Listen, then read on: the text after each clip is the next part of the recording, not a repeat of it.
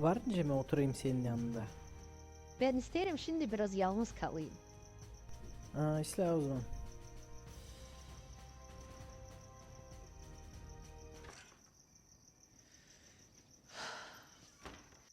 Mamu ben korkarım. Neden?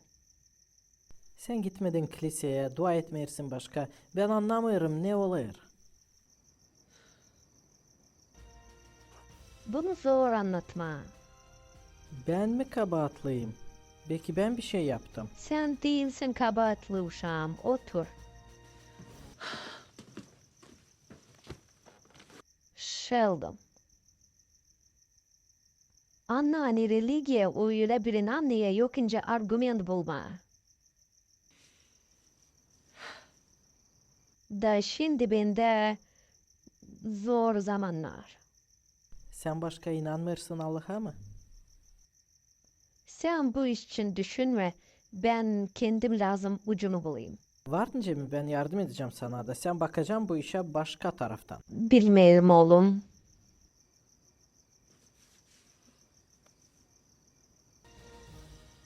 Sen bilerdin mi hani eğer gravitasyya olaydı biraz daha büyük, o zaman bütün dünya toplanıcıydı bir balon gibi. Yok bilmerdim. Ama eğer gravitasyya olaydı biraz daha az, bütün dünya dağılıcıydı türlü taraflara.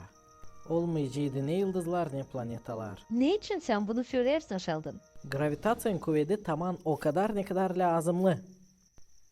Eğer elektromagnet kuvveti olmaydı 1% bütün kuvvetten bu dünyada o zaman yaşamak olmayacaktı.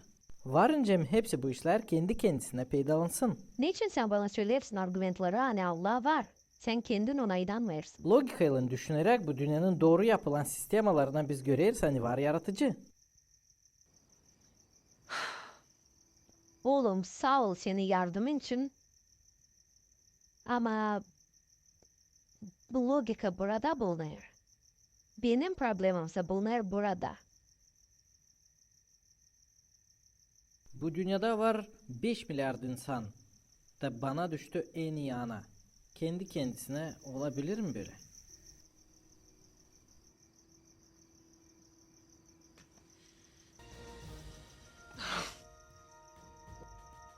Şükür sana İsus bu çocuk için. Ben bilerdim hani yardım edebileceğim sana. Olmalı İsus sana yardım etti oğlum.